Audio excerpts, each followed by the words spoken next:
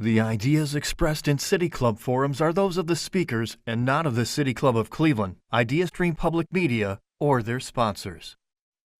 Production and distribution of City Club forums on IdeaStream Public Media are made possible by PNC and the United Black Fund of Greater Cleveland, Incorporated.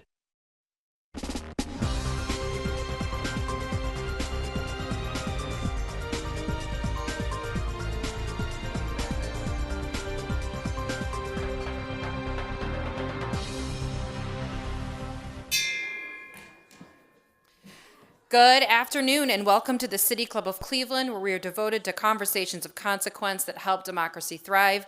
It's Friday, November 21st, and I'm Cynthia Connolly, Director of Programming here at the City Club, and pleased to introduce today's forum, which is presented with support from Greater Cleveland Partnership and part of the City Club's Health Innovation Series in partnership with Medical Mutual.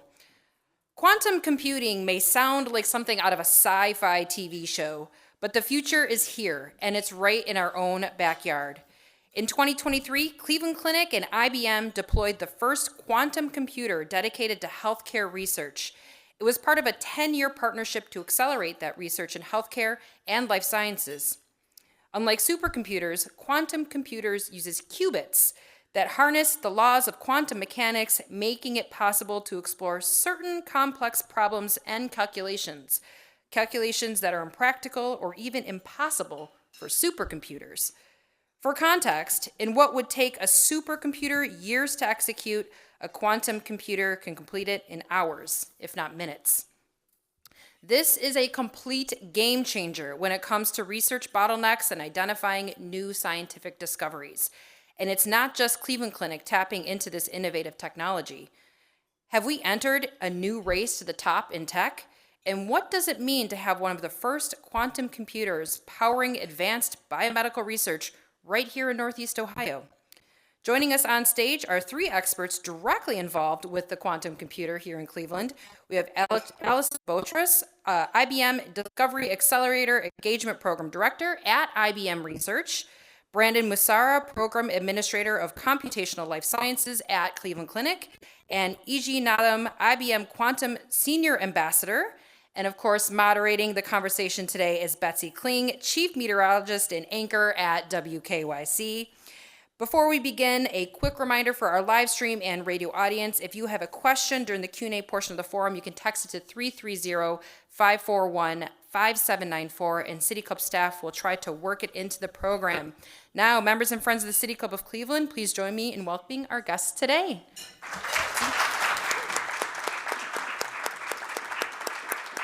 Cynthia, thank you so much. When I was asked to moderate this forum today, I was excited because I love science, and I was like, I'm in. And then I started to read it, and I realized, whoa, we got a lot to talk about here. It's fascinating, and I had a bit of a light bulb moment during my deep dive, my crash course on quantum computing. And I know enough to help to guide the conversation, and that's all I need to know for now. So we are going to learn a whole lot more, and I think when you come away from today, my goal is that you all will have that same idea. I know enough to ask more questions. That's what this is all about. So Nadan, we're going to turn to you first because you're the ambassador after all. I'm just so fascinated by the fact that quantum computing is just different. We are used to binary computing right now, classic computing. Can you explain to us what the difference is and take us kind of down the roadmap of why it is so important? Absolutely, Betsy. So glad to be here. To Betsy's point, when you think about classical compute, the way, at least I have grown up learning about computing, it is basically, it's a flip-flop. It's a bit which has got two values, either 0 or 1, true or false. And the whole classical compute is based on that one premise. We work with the thousands of bits and so on, but whatever we do, it is that flip-flop state of 0 or 1. Let's equate that to a coin toss. Cleveland Browns, games, there are so many times that we actually use the coin, heads or tails. And in the classical compute, when you flip it, it lands, and then we call, and then we see whether we are right or wrong, yes or no, and so on. Now let's go back to the same coin toss. You toss it, and it's flipping, right? what if every state that it is in, including the topsy-turvy, is going on and off, every one of those states you can track. Let's just say it is 100 states. That's what the qubit allows you to do with the same amount of hardware, chip, memory, and all that. So you're going from 2 possible values to, let us say, 100 possible values. So what you could do with think about what you can do with 10 qubits versus 10 bits. So that's the type of computing power. Just for getting a basic understanding, pick the word, the number 100. It's at least 100 times, but how much it is, it depends on various other factors. But by an order of magnitude, your computing power just skyrocketed. Well, if you've never seen a picture of a quantum computer, at least the one in the lobby of the clinic is just a big box, right? But inside it's all these tubes, and it looks really cool. And it all comes down to a processing unit about yay big. Can you explain what all the stuff is and how it relates to the processing unit? So it's basically the hardware that it takes to keep track of all the states. And another metaphor I would give for you is like if you think of a sphere, if every point on the sphere you can actually have coordinates for and track it, and the probability of the values being in those areas, the wiring and the tubing, it's all for making those computations. And Betsy will get a kick out of this. The temperature in the for that computer is like way, way below. And I'm going to let Betsy talk to. So what is the weather like in there? Right? So the weather is a little chilly. We're average right now. We'll be about 50, 52 degrees today. So we are talking minus 273 degrees Kelvin, somewhere minus 400 degrees Fahrenheit. That's the type of cooling that you need for these things to do what it does. But the chip itself is, it's all for this teeny weeny chip. It's, I think I can fit it in the palm of my hand. So that's what is going on. It's amazing to me that, we are so in tune with the on or off, yes or no, true or false. And when you have a computer, that's happening fast with multiple, different computations that are happening at once. So we have not just the on or off happening, but it's on and off happening simultaneously all over this little sphere. Along with the probability. There you go. What's the probability that, that qubit is going to be in this particular state? And that's what we work with, and that is what allows us to compute and add a whole lot more compute to address different use cases. So I just keep imagining Captain Kirk yelling down, "Scotty, we need more power," right? And that's where quantum computing comes in. That's the more power. So let's talk, Allison, about how we get to use this now. We have all this computational power. Where can we use this?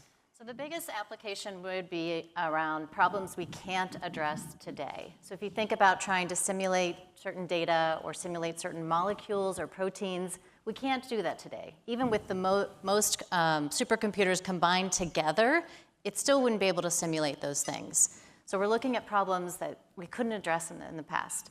So things like material design, new molecules, new drug discoveries. So some of the projects that we're doing with the Cleveland Clinic is early stage drug discovery. So looking at those molecules at the very small, minute level of things that we couldn't even define before. So that's what you need to do, is look at problems that you can't address today that you need to look at that really granular level, and optimizing across those different areas. Naden brought up the probability side of things, and the old yes or no capability was one calculation at a time. Right. And I've seen the analogy with a maze, right? Exactly. The mouse in the maze. So the mouse will go into the maze and try one turn at a time and back up and try and find its way through. Quantum, it would do all of the possibilities at the same time and find the most likely path and take it. That's the probability side of things. You were going to say something. I'm going to use that analogy in the next session. I stole it from somebody else, so don't credit me. I just want to give you some numbers to Allison's point about the supercomputer. So I'm sure I'm just going to make a bold statement. Every one of you have a laptop. I'm just going to say it. laptop has the power of about 32 qubits, okay, the equivalent. So work with me here. The supercomputer that Allison referred to is about 48 qubits, all right? Now, you take all the classical computers in the world together, let them have at it. That comes to about 60 qubits. So what I mean by that is 60 qubits can do the work that all the classical computers in the world do together, all right? Now, the IBM chip today is 120 qubits just by itself. And in 2029, we are targeting 200 qubits. So laptop, 32 qubits, all computers together 60, and the chip that IBM is working on is 200 qubits, just to get a sense for the scale and the possibilities. So Allison, I'm going to bring you in on this. We briefly talked about this before, but if you take all this computational power and now you combine it with AI as well, think about that, friends. Like, we have huge buildings filled with servers doing calculations for AI right now. This comes down to a chip. Right. It's fascinating. So we've already combined, we like to think about it in terms of bits and qubits and neurons. Oh boy. So neurons are the AI side. Okay. Right? So taking how the brain operates, that's your neurons.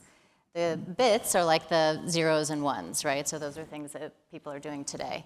And then the qubits are the permutation. So we've already combined Cleveland Clinic's high-performance computer with their quantum on-premise computer.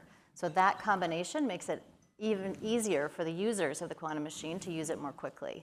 Now we're looking forward to how we combine AI with the quantum computer and looking at new algorithms and new applications that can be applied with the Cleveland Clinic's help, so we get towards quantum advantage by 2026.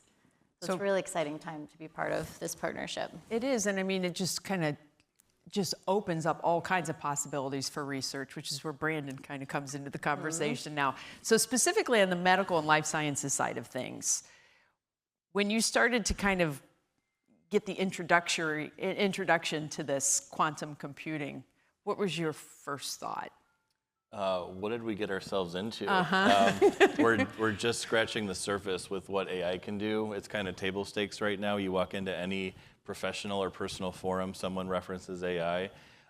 So the upskilling of the workforce of the future is really what we're focusing on.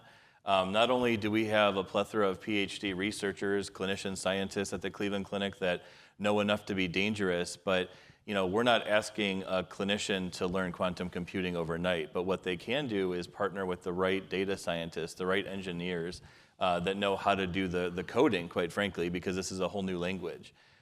So I guess I raise you your question and say that we were excited, but we knew that we had work ahead to really build that workforce.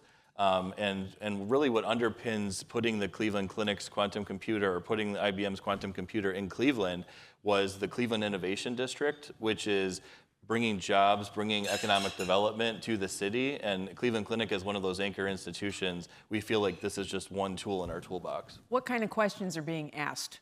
Sure. So right now, we are asking it questions, keyword asking it and experimenting, because right now you're quite literally using quantum physics, and so there's going to be probabilistic and there's going to be some error that you have to look at. So right now, Betsy, we're using it for things like drug discovery. How do proteins fold in the human body? How do drugs actually bind to the human body? So really that granular level. There's one anecdote, if you don't mind, real quick. So we have a lung doctor at the Cleveland Clinic who's actually using quantum computing to push the envelope. His best test that he has found in industry can predict that you have lung cancer with about 60% certainty. And that's what's on the market right now. 60% certainty of being able to poke you and draw blood before you even present in clinic to have lung cancer, independent of you being a smoker. That's great, but do we make decisions on 60% certainty? Do we go give that person the therapy that they, risk-benefit analysis? And so he's pushing the envelope by doing these experiments with IBM to see if he can get that greater than 60% so that he can transform medicine someday. 60% certainty in medicine is a lot different than 60% certainty in weather, I will tell you that. Most certainly, stakes are slightly higher. Let's talk about kind of the usage of this. The Cleveland Clinic is not just holding this hostage, in the lobby there as a tour stop, but this is actually a part of the community. The community is starting to take advantage of this too. Can you tell us a little bit more about the program? Yeah, thanks, Betsy. So we call it science on display, is the way our fearless leadership describes it. And there were, I believe about Allison, 10 different locations that we looked to put it at one different time.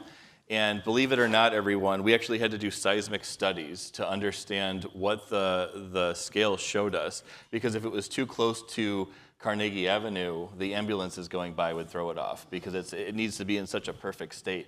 At one point, one of our leaders wanted to put it in the main lobby of the Cleveland Clinic as soon as you walk in, but there was too much patient foot traffic, and you would probably advise not putting it in the truly wide open like that. So anyway, we landed in our research commons, or a lobby, and so we call it science on display. And so although you don't just walk up to it and plug into it with a USB drive or anything like that. Please don't do that. We did have to notify senior leadership at IBM. We are putting it in the wide open, and they were up for the task.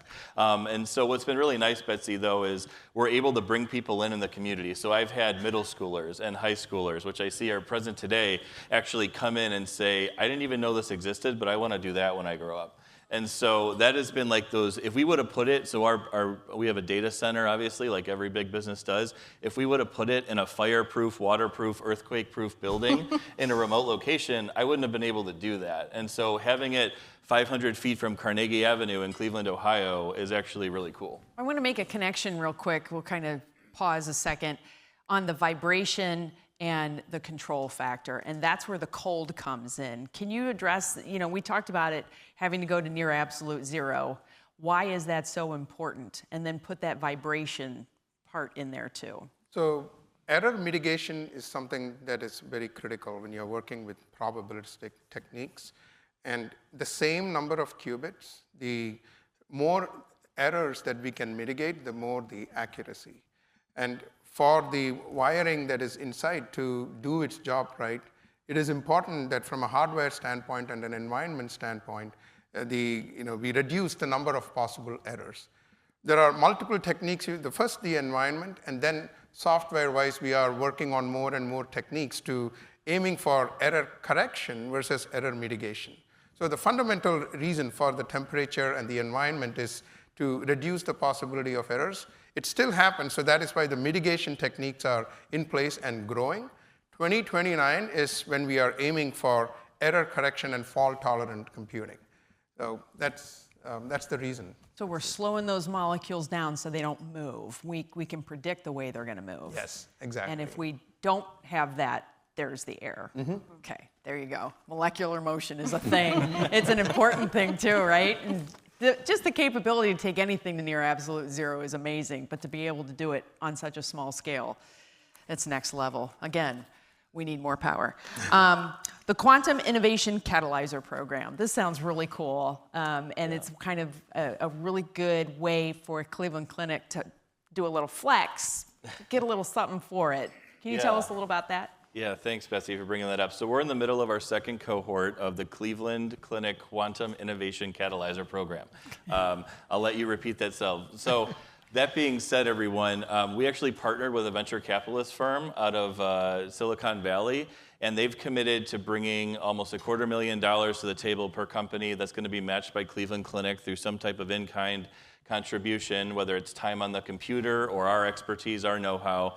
But Betsy, we were talking earlier, so I really believe in that if you build it, they will come, if you all are sports fans and know that Field of Dreams quote. So we built this computer, and we have people flocking to us. As much as we want to reach out, people are flocking to us. And so this Catalyzer program is actually a sanctified way for us to go ahead and screen them. You bring the biomedical problem, Maybe we didn't think of that. I know we didn't think of that already because we're still early in our journey. And how can we collaborate and partner with you? So we have almost 20 applications, and they're from around the world, Betsy. So it's not just Cleveland-based startups. These are startup companies that are looking to partner with the Cleveland Clinic and dabble in venture capitalism to actually fund this high-stakes research. So how do we know, when will we know who is in and who is out? So we'll be announcing in December, and then they're going to start early next year. So exciting. So that'll be our second. As I said, last year we kind of did a pilot, and we had some companies already publish in the 9 months we gave them. Publish is a big deal in medicine and academia,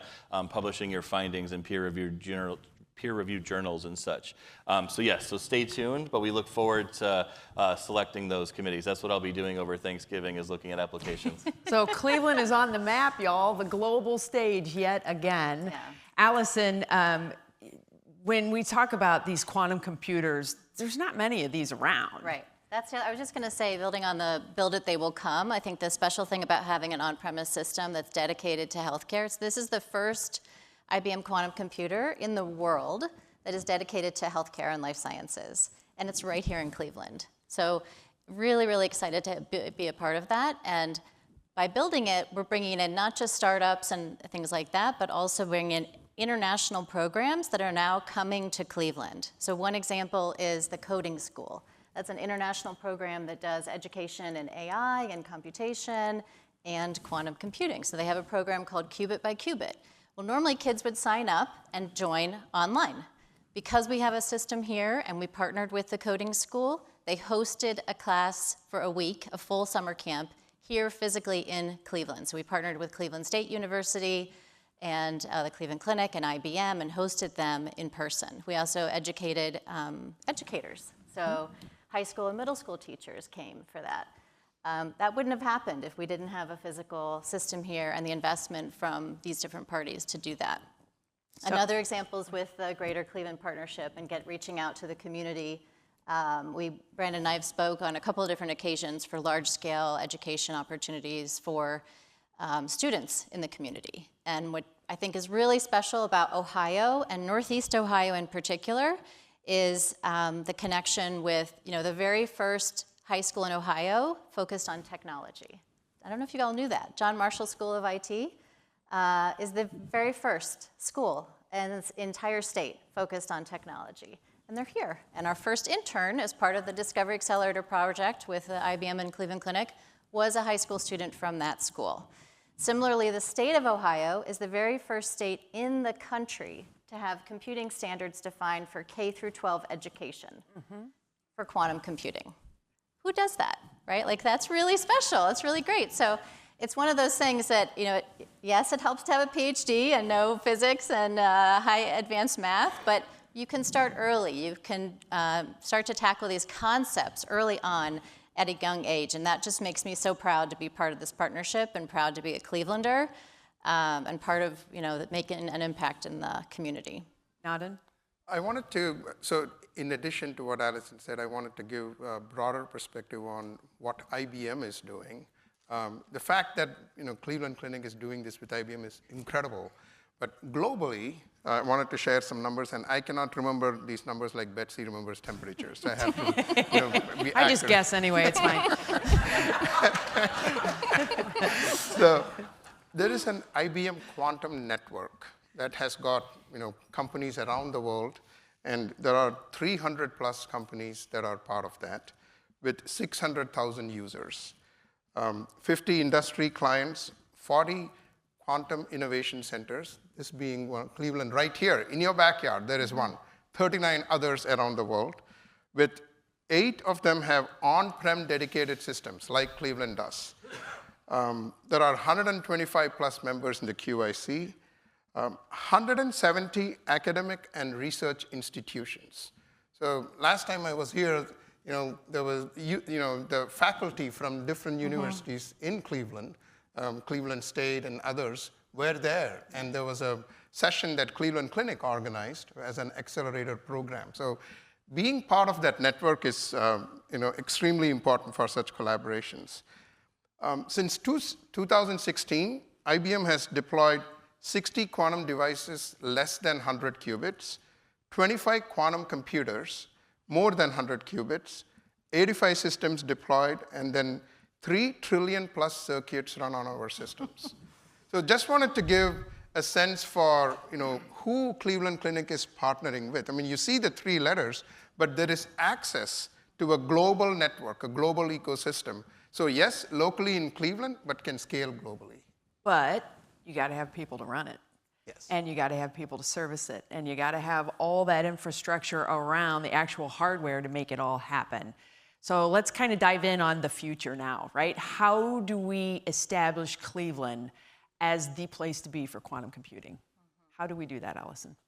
So I think it starts with these educational programs that we have. We have some internally with the Cleveland Clinic. So it started, as Brandon said, building up the skills, and there was a lot of linguistics education for each other, right? So teaching the Cleveland Clinic the language of quantum computing and AI, and similarly teaching the IBMers. We have a lot of people that focus on healthcare, but also a lot of people who are just specialists in computing. So learning each other's language and how to communicate that, and then building those skills. So we have a lot of training programs that are free and open to the community, but also specialized programs for researchers at Cleveland Clinic to build up those skills. Then we branch out to the community, right? So the training that we have to offer, anyone can go online at all levels. So there's business education of just what is quantum computing, or you can get into the very granular steps. And then I think it goes to the educational programs at the different universities as well. So locally, Cleveland State, Kent State, Case Western University have classes on quantum computing. And Miami University has now a whole new major in quantum computing.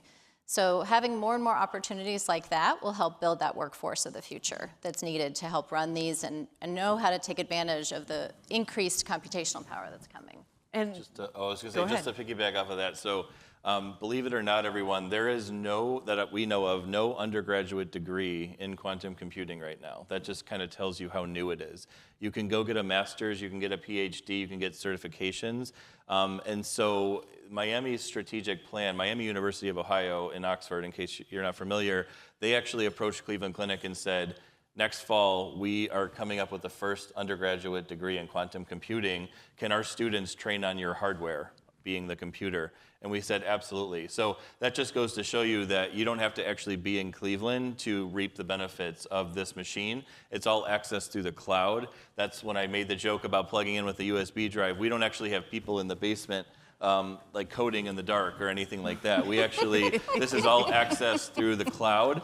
And so what's amazing, Betsy, and I know we're nerding out on you, but these are students that are actually using real hardware.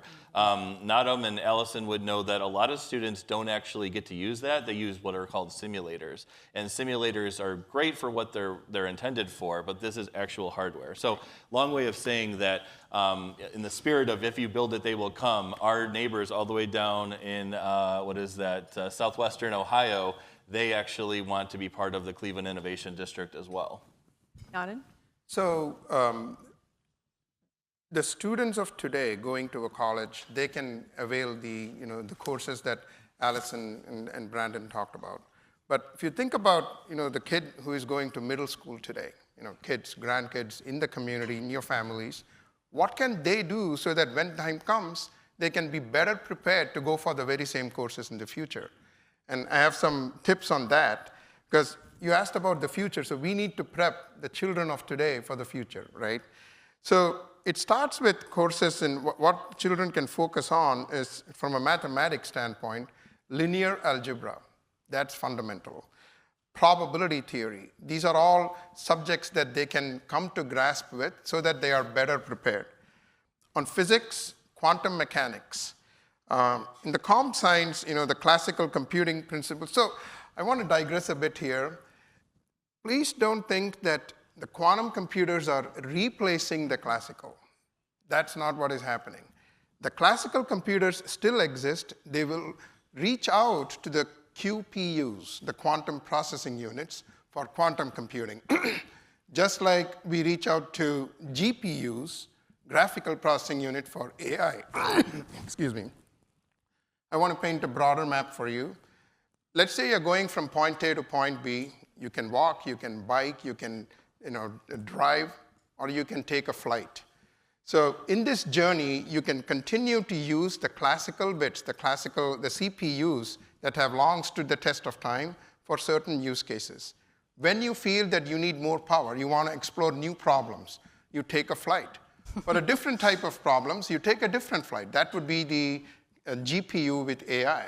So you're kind of continuing the same journey, but you now have more resources for different scenarios, which is why in being prepared for quantum, you still need the back to the basics, classical computing principles. You need to educate yourself on that. Because I'm still trying to figure out parental permissions on devices at this point. So I got a long way to go, right? We got to fill that gap. All right, well, we are about to begin the Q&A portion of our forum today. For those that are just joining us via the live stream and, of course, our radio audience, I'm Betsy Kling, the Chief Meteorologist and Anchor at WKYC, Channel 3 here in Cleveland. I'm the moderator of today's forum. We're talking about the new quantum computer with representatives from both IBM and Cleveland Clinic. It is an on-premise quantum computer at Cleveland Clinic. Here with me on the stage is Allison Botros, IBM Discovery Accelerator Engagement Program Director at IBM Research. We also have Brandon Massara, the Program Administrator of Computational Life Sciences at Cleveland Clinic. And of course, Nadam, who is the IBM Quantum Senior Ambassador. So some really awesome talent up here on the stage to answer all these questions. I know there are more questions, so we encourage everyone, City Club members, guests, students, those joining via the live stream at cityclub.org or on, of course, our live radio broadcast, 89.7 WKSU, Idea Stream Public Media, to ask those questions. Now, if you want to text a question, you can text it to 330-541-5794. Again, that's 330-541-5794. And City Club staff will try to work it into the program. Do we have questions already? You have questions already. Thank you for an absolutely fascinating presentation. It might be hard for you, but I'm going to ask you to address two potential downsides to quantum computing. Number one, I've read that it could lead to the cracking of long-established encrypted security codes and passwords. Please address that. And number two, talk about the energy required by quantum computing compared to classical computing. And shouldn't we be concerned about that? Thanks. I can speak to the first part of your question. So when we try to do something good, there are always bad actors. That's a fact of life. And so we do, today, it is factorization that is actually used to encrypt the passwords, our password, mine, yours, everyone's. And the classical decryption mechanisms cannot decrypt them. It will take years, decades. But when quantum computing gets there, and I'm not saying they have, when the bad actors get to it and quantum computing is able, to your point, those passwords can be decrypted much faster. So the question is not so much if it will happen. It will happen. It is like, when is it going to happen? It's going to be a few years at least. So I will paraphrase your question to, so what can the good people do about it? So the good news is that there are encryption algorithms that are approved by NIST, the government agency for security, that can actually protect the classical assets, including our passwords, so that even a quantum computer with a bad actor on it cannot exercise the decryption. It will not work. However, it's on us, as the good world, so to speak, to make sure that those encryption algorithms are in place. Maybe a couple of years back, I could not have sat here and said, we have encryption algorithms that will block the bad actors from decrypting the passwords. But now we do. But just because they are available doesn't mean you're protected. The companies that, who serve us, whether it be an airline, a bank, a telco, whoever it is, they need to make sure that those encryption algorithms are now exercised on those classical assets. So there is a to-do, but we have the tools to address your concern, sir, for the first part of the question. And then I agree, Adam. Us as an academic medical organization, aside from our employees, we call them caregivers, our data, our patient data, is our most precious and most valuable asset. And so we're not using it right now, to be clear. Legal would say that I prefaced with that. We're not using quantum to protect our secrets right now, but I could see there being a roadmap that healthcare organizations will fall in line with some of these other big industries and actually use quantum cryptography to protect our secrets. Just to segue into your second question and nail this home, so the quantum computer isn't actually even connected to our internet. It's actually connected to a whole separate network that we had to bring in. And so that's just how all in we are on keeping our secrets safe, but also being a good steward of this resource. Because yes, we did have to sign on the dotted lines when we put this machine in Cleveland that we weren't going to use it for bad. So that's part two of the first question and answer. The second, really quickly, so believe it or not, this doesn't actually use much more than like an MRI or a CT machine. It's still on kilowatts. If any electrical engineers in here speak that. So our engineers tell us that it's still on kilowatts. I think it's not up there anymore, but probably the least eco-friendly part of the device is actually the helium isotope that keeps it colder than outer space. So that's probably hopefully answer your question. Yeah, server farms, it's all about cooling the actual servers, right? So there's a lot of energy that's consumed in air cooling, or now liquid cooling is a thing. So this is a totally different beast because you don't have to deal with that as much. You still have to cool, your little computers and whatnot, but I don't know about you guys, but my phone, when it starts to heat up, Exactly. that's the little transistors or little bits and bytes working in there. This is a little bit of a different animal. The flip side of it, too, is that some of the problems you'll be able to answer so much more quickly. So something that might have taken several years to compute, in the future, you'll be able to compute very quickly. So that's much less energy from that perspective as well. Can we get the next IBM's quantum computer to the BMV? That would be excellent, right? We're going to speed things up a little bit. That would be awesome. Too soon. No, I know, no. No disrespect to our BMV partners. We have another question in the room. Good afternoon. I'm a student from Davis in Aerospace and Maritime, and my question is, how much money and resources was put into building this supercomputer? Yeah, so I'll take that. I won't disclose the price tag because, as my friends can understand, you can't just walk up to IBM and buy a quantum computer. You can buy time on it. You can reserve time. But just to order of magnitude, I'll let you use your imagination. The market rate right now to run a quantum computer job is $1.60 US per second. So yes, some air was let out in the room. So you have to be a good steward of your resources. So you can't just, as cool as it would be to flip a coin 100,000 times and figure out if the Browns get the ball in the first half or the second half, we have to be good stewards of that. But anyway, I just wanted to nail home the point that is what you're talking about when you're using this technology. Technology gets more expensive and it gets bigger before it gets cheaper and smaller. I want to add from a different. By the way, I'm very impressed with your question.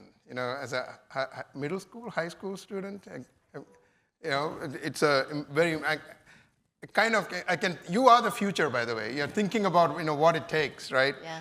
But I want to come at this a different way, and that is, there is $55 billion that's globally being invested in quantum computing today. I don't have the specifics for any organization, but that's the kind of funding that is going in globally.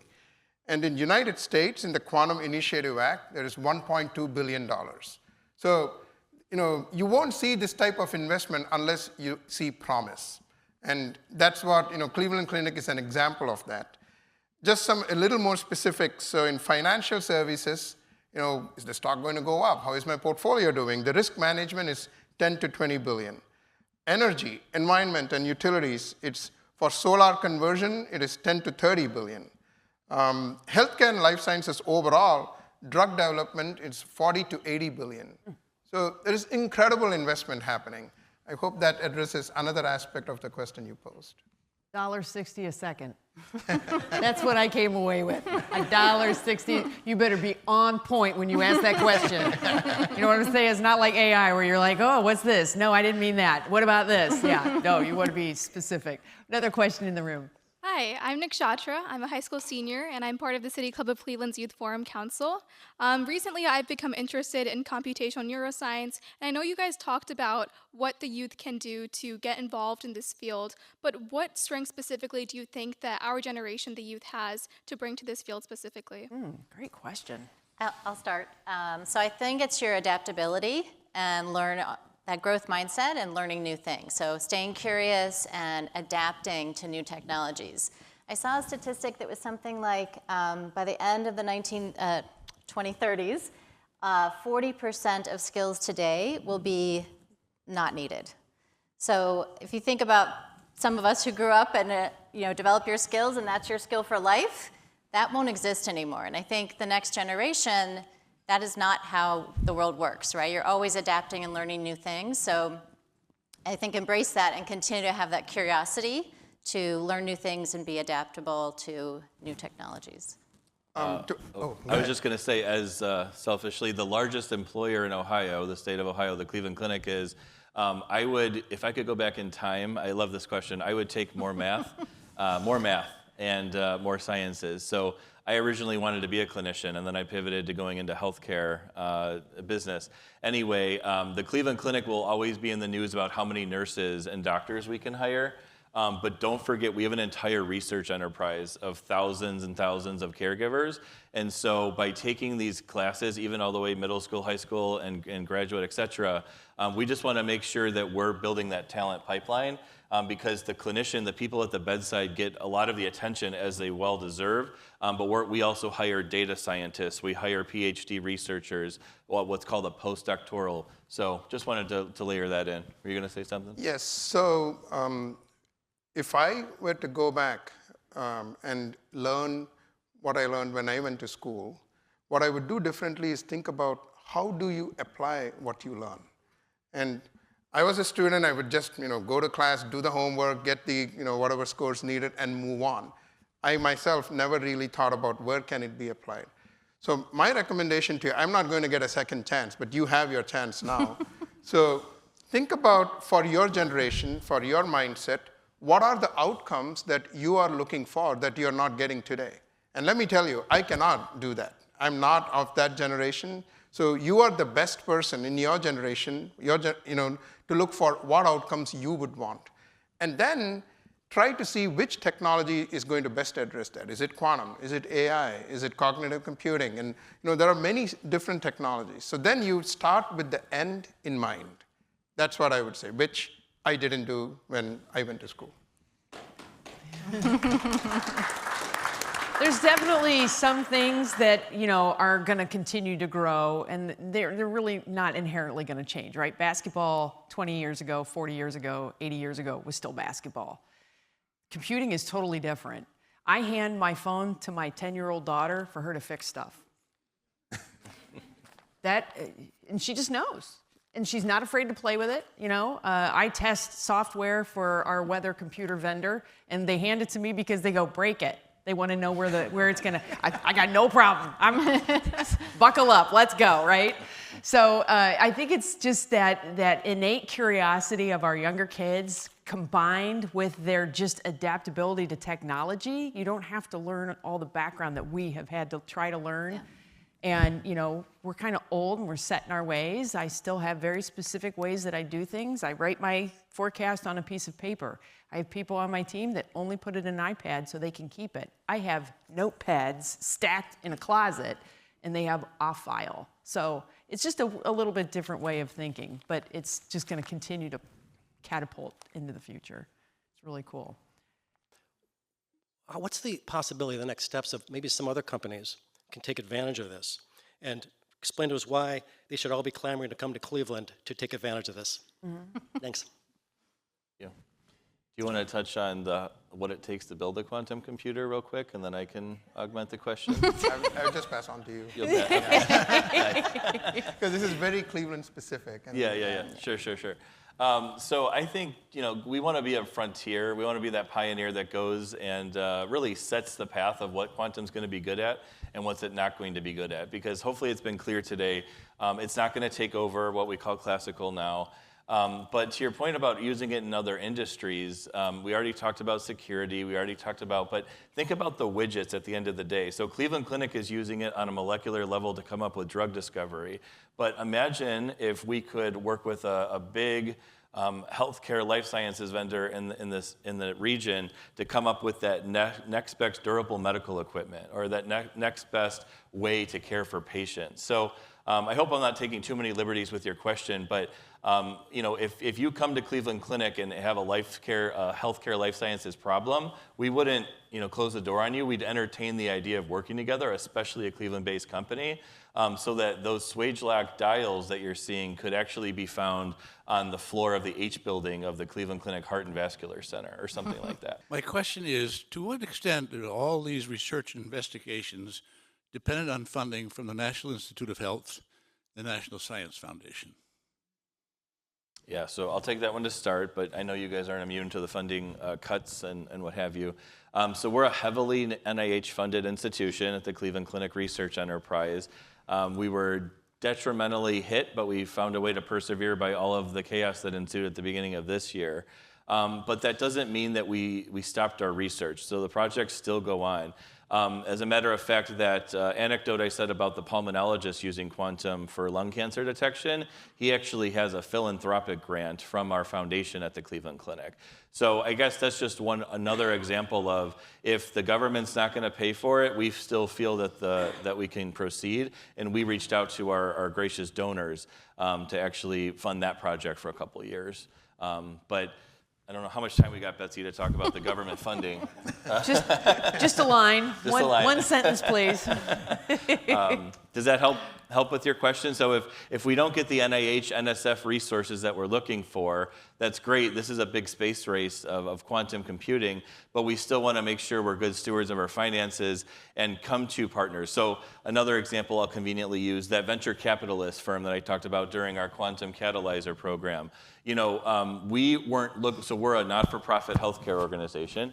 We weren't necessarily looking for a handout, but actually the venture capitalists, $100,000 is actually a drop in the bucket for them. And so for them, funding for companies is making a huge impact, but to them, it's a low risk, if you will.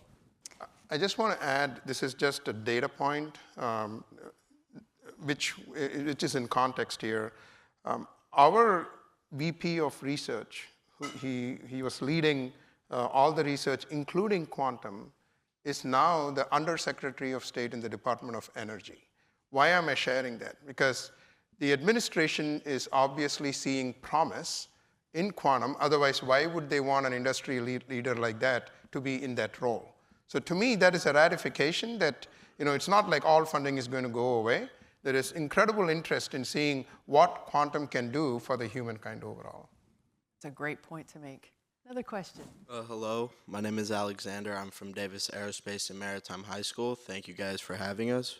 My question is, how can organizations prepare for a post-quantum world, and what is that timeline? Let me address that. So now this is IBM specific.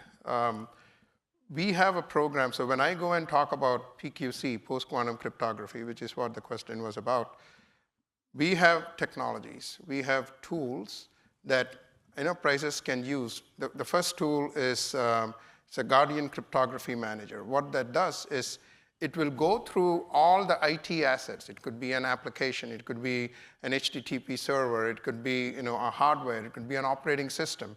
It'll do an inventory of all the assets that are likely to be compromised because of the post-quantum concern.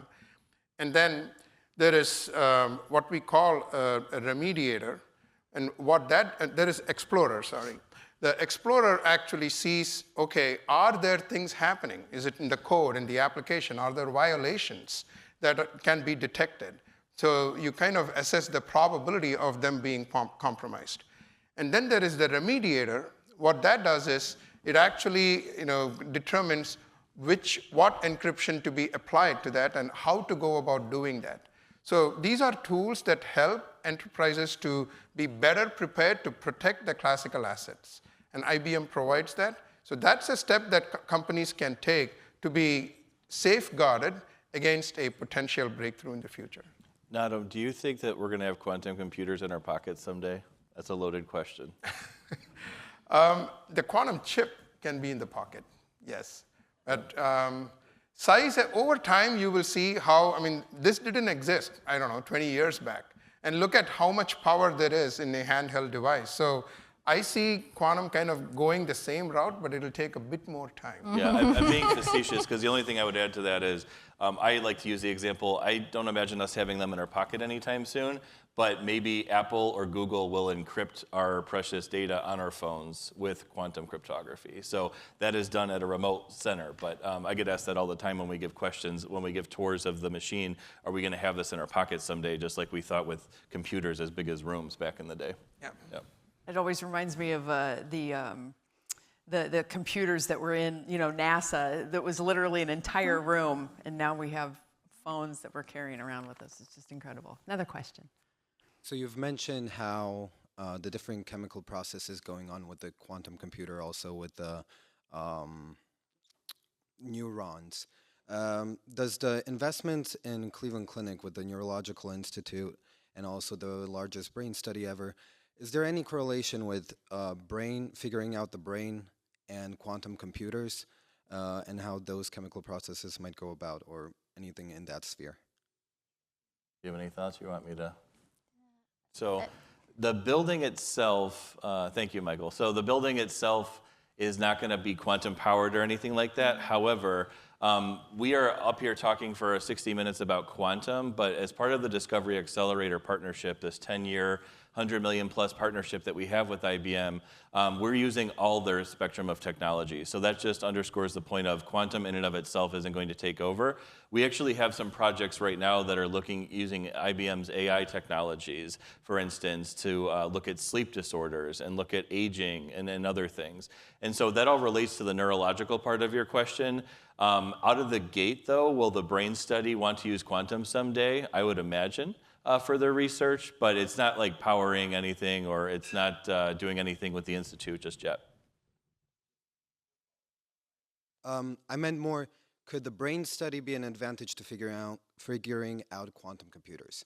Does that have any correlation with how the brain functions? Could that be an advantage point for Cleveland, let's say? I don't think so, because it's a very different approach to how the technology works. So the way neurons work with AI is just a fundamentally different way of computing and accessing data and representing data in computation than it is for quantum computing. So I don't see the connection there. Not now, at least. But we live in this notion of creating digital twins. So maybe I'll augment your question by saying, imagine there being a day 10 years or so from now, 5 to 10 years, that we can actually create a digital twin of you and have enough data points on you, which you could argue mimics the way the brain works, but we could actually run a clinical trial on you in situ or in simulation. That would be our 10-year goal, is to not have to poke you as much as a Cleveland Clinic research subject, but rather, if we've amassed so much data with your permission, how can we actually run a clinical trial to see if this drug that's approved for this use case actually could help you in another disease state? So I would kind of pivot your question more towards, I look forward to the notion of creating digital twins. Think about that with medically complex people, like all the different things they have to go through, right? And then you're going to try and treat them with one drug. That's incredible. One last question, and we're going to keep it quick.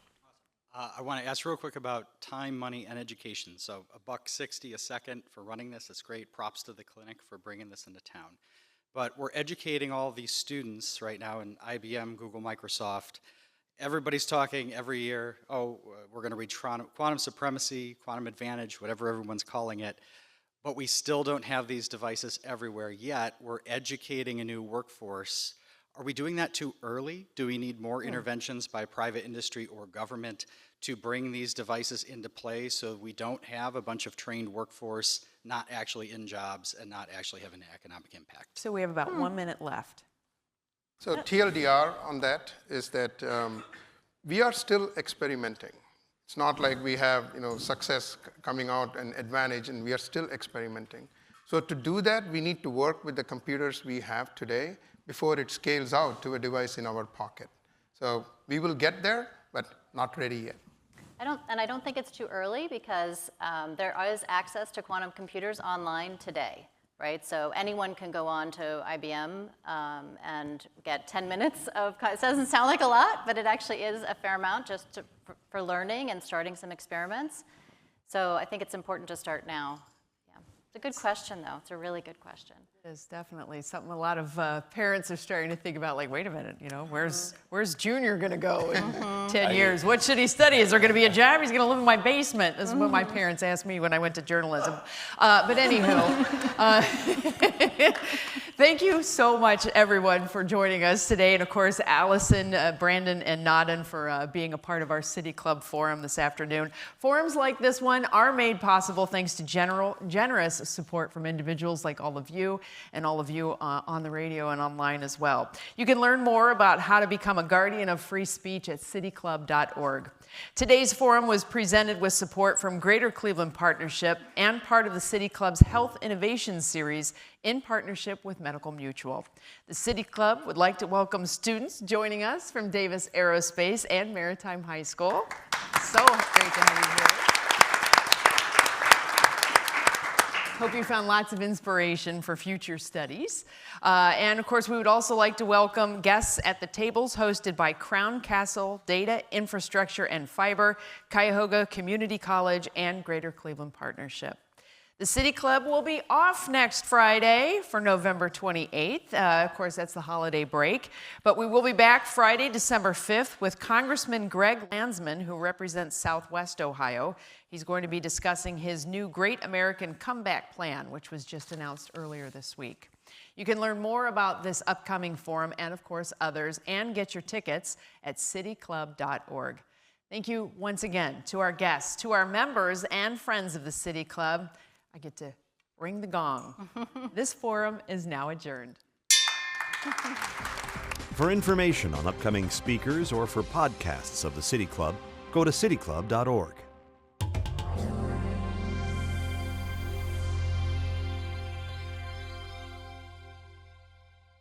The ideas expressed in City Club forums are those of the speakers and not of the City Club of Cleveland, IdeaStream Public Media, or their sponsors. Production and distribution of City Club forums on IdeaStream Public Media are made possible by PNC and the United Black Fund of Greater Cleveland, Incorporated.